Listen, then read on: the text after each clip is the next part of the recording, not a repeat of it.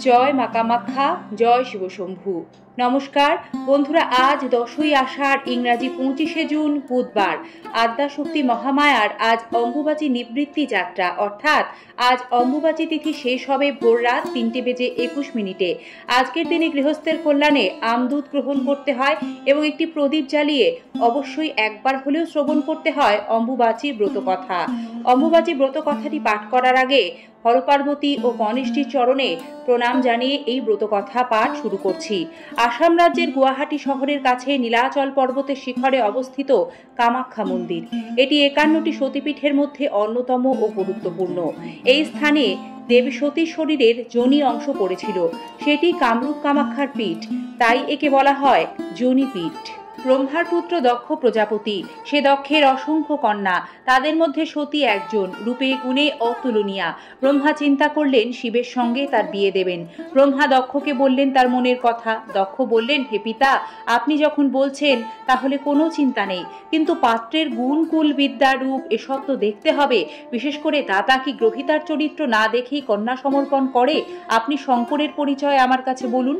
ব্রহ্মা বললেন, তিনি পঞ্চানন, আবার তার সহস্র রূপ, সাধারণত ত্রিনেত্র, কখনো কখনো শত সহস্রও হয়। শশধরের মতো তার বর্ণ, কখনো নীল বর্ণ, আবার কখনো কমল বর্ণও হয়। কখন কি যে ভাবেন বোঝা যায় না। তার বিদ্যা জানতে এমন কেউ নেই সে তা জানতে পারে। চারি বেদ তার সীমা দিতে পারে না। তার গোত্রের কোনো ঠিক নেই। সবার ঈশ্বর তিনি সিদ্ধিদাতা, মুক্তিদাতা। তিনি সৃষ্টি করেন, আবার তিনি অন্তিম সংহার করেন। দিবানিশি শ্মশানে ঘোরেন। ব্রহ্মার মুখে পাত্রের এমন পরিচয় পেয়ে দক্ষরাজ বিস্মিত হয়ে বললেন, শিবের মধ্যে বর হবার কোনো লক্ষণ দেখতে পাচ্ছি না। সতীর রূপের তুলনা হয় না, সে গুণবতী। সব ক্রিয়াকাণ্ডের বাইরে শিব, তার হাতে কন্যাদান করা অসম্ভব। আমার কন্যা কখনোই শ্মশানবাসী হতে পারবে না। আমি রাজা আর আমার জামাই ভিখারি। দক্ষের কথায় ব্রহ্মা দুঃখিত হয়ে বললেন, সকল জীবের পরম ঈশ্বর শিব, সকল দেবতার থেকে তিনি প্রবীণ, তিনি নির্গুণ হয়েও সগুণ। তার সমান পাত্র জগতে দ্বিতীয় কেউ নেই। ব্রহ্মার মুখে এমন কথা শুনে দক্ষরাজ বললেন, হে পিতা, আমি আমার সতীকে আপনার হাতেই তুলে দিলাম, তারপর আপনি আপনার ইচ্ছা মতো যার হাতে হোক তুলে দিন। এই কথা বলে দক্ষরাজ সতীকে এনে ব্রহ্মার হাতে তুলে দিলেন। ব্রহ্মা সতীকে নিয়ে হিমালয়ে চলে গেলেন। তারপর তিনি সকল দেবতাদের স্মরণ করতে সবাই উপস্থিত হলেন সেখানে। তারপর গন্ধর্ব, চারণ, সিদ্ধগণ ও সপ্তর্ষিকেও স্মরণ করে আনা হলো। সপ্তর্ষি বেদ মন্ত্র উচ্চারণ করলেন। ব্রহ্মা শিবের হাতে সতীকে সম্প্রদান করলেন। নৃত্য গীতে সবাই আনন্দ উপভোগ করলেন। দেবতারা শিব সতীর মাথায় পুষ্প বৃষ্টি করলেন। দেবী সতী পরমাত্মা স্বরূপিণী হন, তার দৃষ্টি সবার প্রতি সমান। দক্ষ শিবের তত্ত্ব না জেনে কন্যা জামাতা জ্ঞান করলেন, তাই অপমানিত বোধ করে তিনি সেখান থেকে চলে গেলেন। একদিন দক্ষরাজ এক মহাযজ্ঞের আয়োজন করলেন। সেখানে সকল দেবতা এসে হাজির হলেন, কেবল শিব ও সতীকে তিনি ডাকলেন না। মহাযজ্ঞের ধুম আকাশে উঠল। সতী বললেন, কে এই যজ্ঞ করছেন? শিবহীন যজ্ঞ হয় কেমন করে? আমার পিতা বড়ই মূর্খ। শিব বললেন, সকল দেবতা যজ্ঞস্থলে উপস্থিত, তারা যজ্ঞাংশ ভক্ষণ করবেন, তাতেই আমি মুগ্ধ। দেবী বললেন, পিতা মাতা চরণ দর্শন করতে আমি পিতৃগৃহে যাব, তুমি অনুমতি দাও। বাবা কেন শিবহীন যজ্ঞ করছেন আমি জানব। শিব বললেন, সতী, বিনা নিমন্ত্রণে যাওয়া উচিত নয়, আমাদের আমন্ত্রণ নেই, না যাওয়াই ভালো। দেবী বললেন, মেয়ে বাপের বাড়ি যাবে, সেখানে আমন্ত্রণের কি প্রয়োজন? সতীর উৎসাহ দেখে শিব বললেন, দেবী, আমার আদেশ উপেক্ষা করো না, বিনা নিমন্ত্রণে গেলে অপমানিত হতে হবে। শিবের আপত্তি দেখে সতী খুব রেগে গিয়ে বললেন, আমি কেন যাব না? দেখে নাও আমি কে। এই কথা বলে দেবী দশ মহাবিদ্যা রূপ দেখালেন শিবকে। কালী, তারা, ষোড়শী, ভুবনেশ্বরী, ভৈরবী, ছিন্নমস্তা, ধূমাবতী, বগলামুখী, মাতঙ্গী, কমলা। শিব এই রূপ দেখে ভয় পেয়ে গেলেন। তারপর দেবী তার নিজ রূপে ফিরে আসলে শিব বললেন, আমি তোমাকে চিনতে পারিনি, তুমি যজ্ঞে যাও, তবে তাড়াতাড়ি ফিরে এসো। দেবী গেলেন। ব্রহ্মাদি দেবতাগণ সবাই তার চরণ বন্দনা করলেন।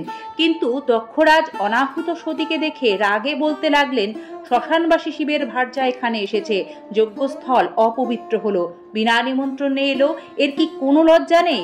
দক্ষের এমন কথা শুনে ব্রহ্মা বললেন, তিষ্ঠ পাপিষ্ঠ দক্ষ, শিবের ঘরণী সতীকে তুমি চিনতে পারোনি। দেবী জগৎ জননী আত্মা শক্তি, এর থেকেই সৃষ্টি ত্রিভুবন, আর শিবকে চিনবে কেমন করে? সে ক্ষমতা তোমার নেই।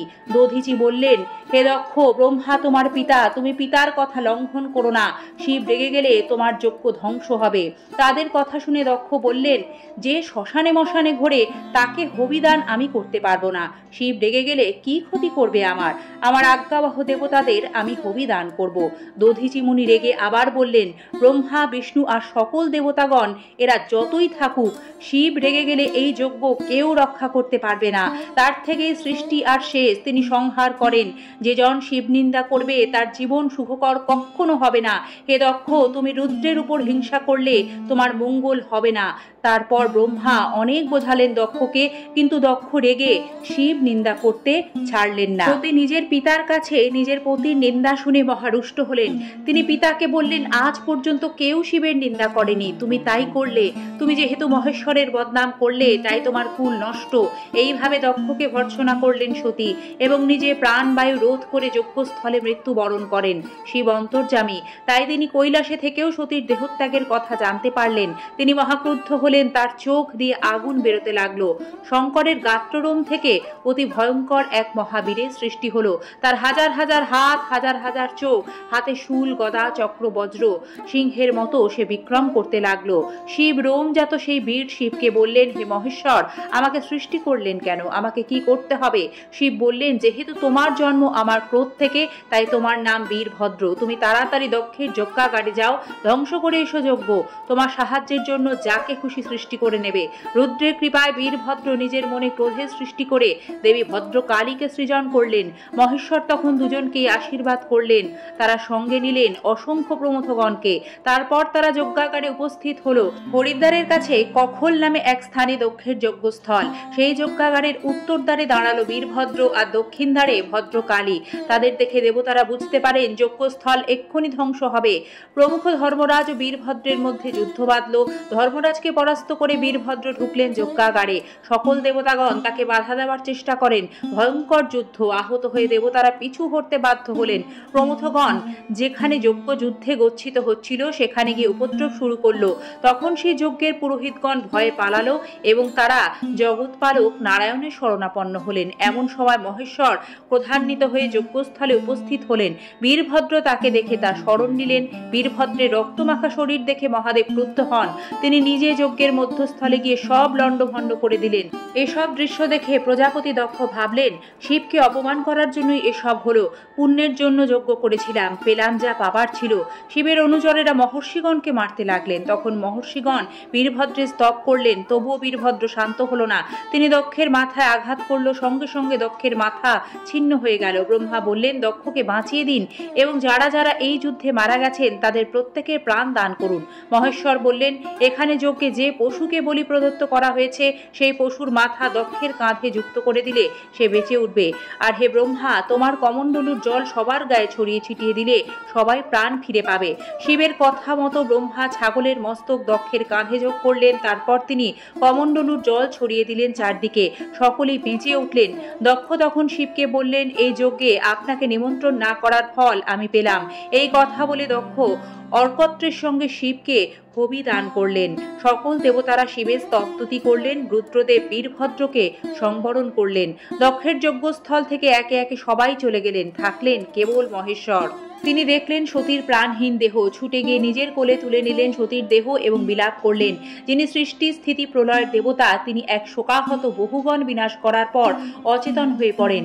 জ্ঞান ফিরতে তিনি উচ্চ স্বরে কাঁদতে থাকেন। সতীকে অনেক করে ডাকতে থাকেন। উত্তর না পেয়ে তিনি অভিমান করেন। পাগলের মতো হয়ে গিয়ে তিনি সতীর দেহ কাঁধে তুলে নিয়ে চলতে লাগলেন। পাহাড়, বন, জঙ্গল, মরু, নদ, নদী, নানা দেশ ছুটতে থাকলেন। কখনো নাচ করছেন, কখনো কাঁদছেন। তার পদভারে ভূতল কাঁপতে লাগলো। তার তিনটি চোখের জলের ধারা দিয়ে সৃষ্টি এক সরোবর, যার নাম নেত্র সরোবর। 1 বছর পূর্ণ হলো, তবুও শিবের এই প্রলয় নৃত্য থামল না। সকল দেবদেবতারা আবার ভয় পেলেন, বুঝি সৃষ্টি সংহার হবে।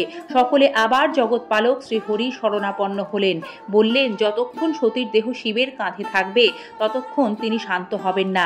ভগবান নারায়ণ সবাইকে আশ্বস্ত করলেন এবং বললেন, তিনি সতীর দেহকে বিনষ্ট করবার জন্য তার সুদর্শন সুদর্শন চক্র চালাবেন।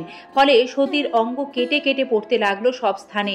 শিবের কিছুই জানতে পারলেন না, কারণ তিনি তখন পাগল প্রায়। সতীর সেই খণ্ডিত অংশগুলি যেখানে পড়ল সেখানে এক একটি করে মহাতীর্থ গড়ে উঠল। এভাবে 51 পীঠস্থান হলো। এই 51 পীঠস্থানের অন্যতমই হল কামরূপ কামাখ্যা, যা নীলাচল পর্বতে অবস্থিত। এখানে দেবী সতীর যোনি পড়েছিল, তাই এই পীঠ যোনি পীঠ নামেও জগতে প্রসিদ্ধ। ভগবান শিব দেবীর বাকি অংশ খণ্ডিত করেছিলেন, তার অস্থির মালা করে নিজের গলায় পরে নিলেন এবং তার ভস্য নিজের গায়ে মাখলেন। পরমাত্মা শিব সতীর বিরহে সব কিছু ভুলে গেলেন। ব্রহ্মাদি সকল দেবতারা তার কাছে গেলেন। শ্রীহরি শিবকে বোঝালেন, তারপরে বললেন, হে দেব, তোমার সতী হিমালয়ের ঘরে জন্মাবে, পুনরায় তোমার প্রাণ প্রিয়া হবে। হরির কথায় শিব শান্ত হলেন, যোগ নিদ্রায় মগ্ন হলেন। দেবতারা স্বর্গে ফিরে গেলেন, শিব কৈলাসে। প্রলয় শান্ত হলো। ওম সর্বমঙ্গল মঙ্গলে শিবে সর্বার্থ সাধিকে শরণ্যে ত্র্যম্বকে গৌরী নারায়ণী নমস্তুতে। জয় মা কামাখ্যা, জয় শিব শম্ভু। মা কামাখ্যার কৃপা বর্ষিত হোক আপনাদের সকলের ওপর।